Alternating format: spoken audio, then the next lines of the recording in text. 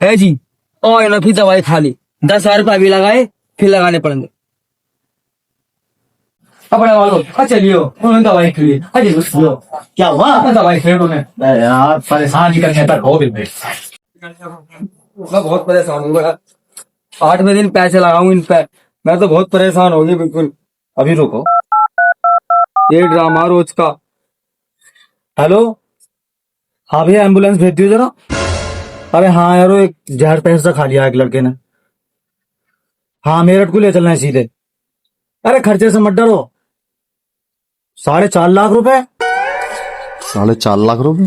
साले और ने दवाई खा भी लग रहा तो दवाई भी ना खाई, ये डॉक्टर बिना फालतू का रख ले। 4.5 लाख रुपए? 4.5 लाख रुपए का इंतजाम करो तुम। है 4.5 लाख। बड़ा वालों हम पर ना 4.5 लाख रुपए, तुम ही कर लो कुछ जुगाड़। कोई बात ना, टेंशन मत लो, तुम मेरठ चलो, एक किडनी निकाल लेगा डॉक्टर और तुम्हें पैसे मिल जाएंगे वापसी।